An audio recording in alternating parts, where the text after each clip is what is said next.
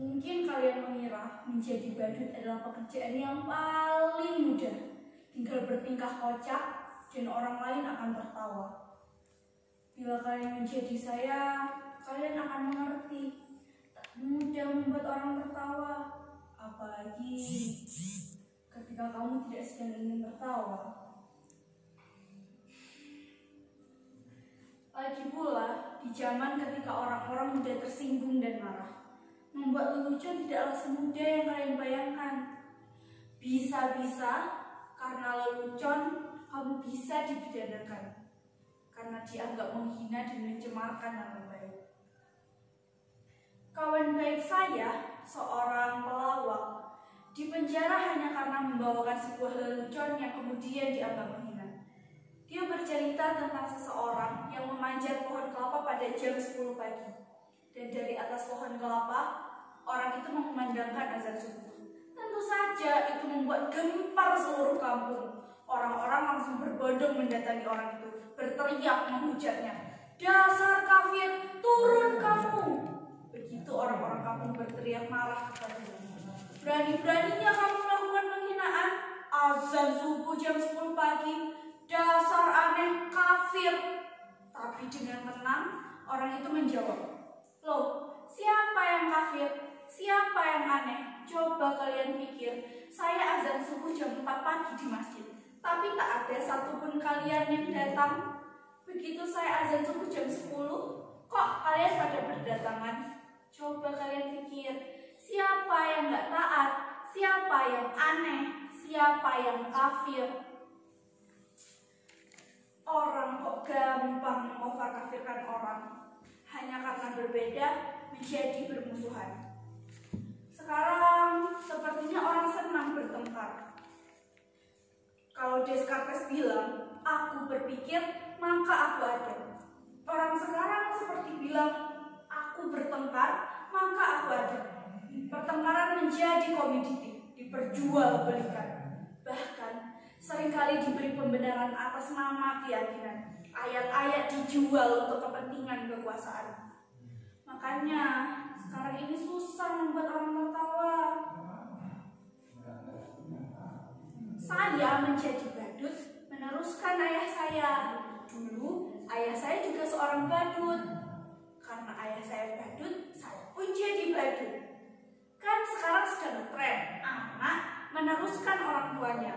Kalau bapaknya presiden, anaknya pun pengen jadi presiden.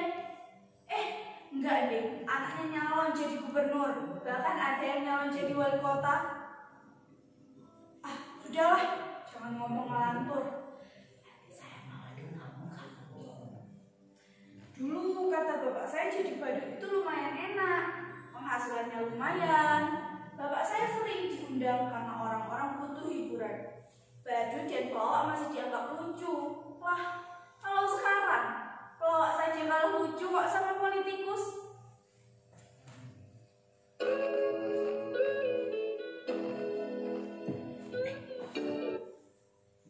Aduh, aku nggak nyangka kamu akan datang. Silakan. Maaf berantakan. Duduklah. Kamu mau minum apa? Atau mau makan? Kamu nggak haus? Nggak lapar? Syukurlah, kebetulan saya sedang tak punya apa-apa. Tapi bisa pesen GoFood kok. Tapi kamu yang bayar ya. Yang datang pacar saya. Loh, jangan tersenyum ngejek begitu. Badut kayak saya juga manusia. Bisa falling in love dan punya pacar. Lihat ke pacar saya, ganteng nggak? Namanya Yasar. Lengkapnya Yasar di jalan. Terima kasih kamu mau menemui saya. Saya kira kamu sudah lupa dengan saya. Katanya, terima kasih kamu terus ingat saya. Kamu pasti kangen ya? Aku juga. Rindu itu berat, kamu gak akan kuat. Biar saya saja.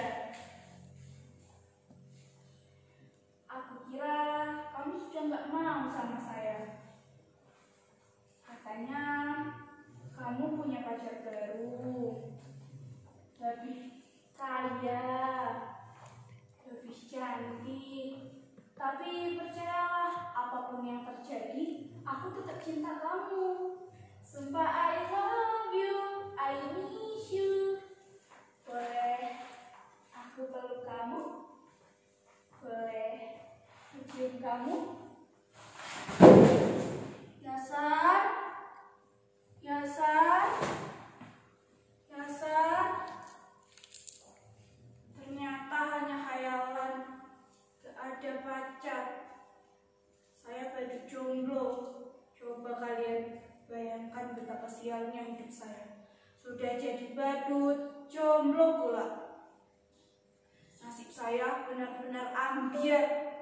Percayalah, jadi badut itu berat. Kamu gak akan kuat. Biar saya saja.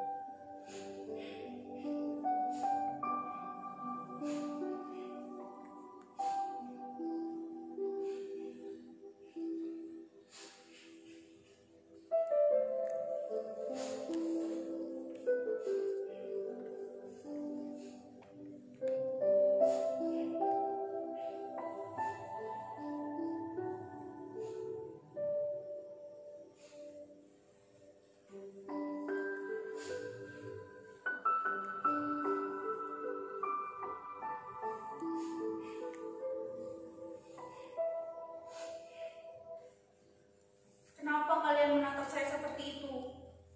Apa ada yang aneh dengan saya? Sudah saya katakan, saya ini orang yang sial. Tapi nasib memang aneh. Nasib selalu saja punya kejutan-kejutan yang tak pernah saya duga. Kalian lihat penampilan saya, begitu cantik dan menawan. Saya tak pernah memimpikan ini sama sekali. Tapi barangkali inilah nasib saya. Suatu hari, saya diundang untuk mengisi hiburan pada kampanye partai. Menurut saya, penampilan saya biasa-biasa saja, sama sekali tidak lucu. Tapi entah mengapa, semua yang hadir tertawa terpingkal melihat saya. Saya hanya menjentikan jari seperti ini, semua orang tertawa. Saya hanya menggoyangkan bokong saya, semua tertawa. Bahkan ketika saya hanya berdiri diam, semua orang tertawa terbahak.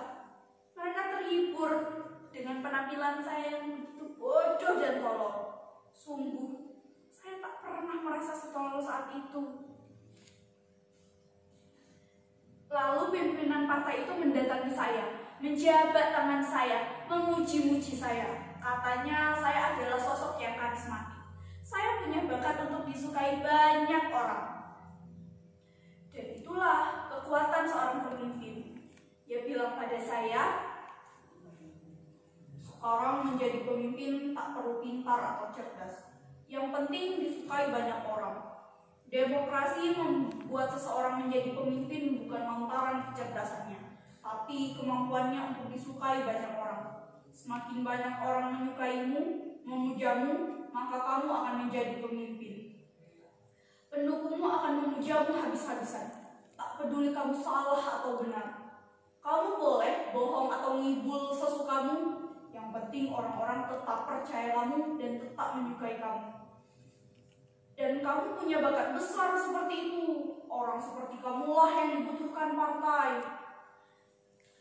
Lalu saya mereka dari menjadi necis seperti ini. Saya didaftarkan ikut pilkada. Padahal saya nggak tahu apa bedanya pilkada dan PKB. Tapi ada yang bilang kalau PKB itu tidak boleh coba-coba buat anak. Tapi kalau pilkada boleh. Makanya banyak anak-anak pejabat dan pemimpin yang coba-coba ikut pilkada. Saya benar-benar nggak tahu mengapa mereka menyuruh saya ikut pilkada. Padahal ijazah pun saya tak punya. Tapi mereka bisa dipalsukan. Jangankan ijazah, kebenaran pun bisa dipalsukan. Dan betapa sialnya saya menang pilkada. Zaman memang benar sudah gila. Orang-orang memilih saya karena dianggap bisa membuat mereka tertawa. Saya dianggap orang paling lucu yang bisa membuat hidup mereka terhibur. Ketika saya menjadi badut, saya tak pernah membuat orang tertawa. Tapi ketika menjadi pemimpin, berkali-kali saya membuat orang tertawa. Sungguh, saya benar-benar orang yang sial.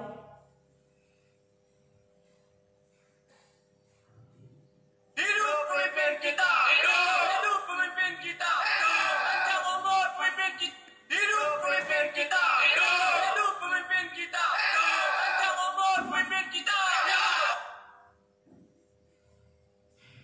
Betapa sialnya hidup saya. Dulu menjadi badut, menjadi pemimpin pun tetap jadi badut. Badut yang bisa mereka atur, badut yang membuat mereka terhibur. Sungguh, saya benar-benar sial. Percayalah, jadi badut itu berat. Kamu gak akan kuat. Biar para pemimpin saja.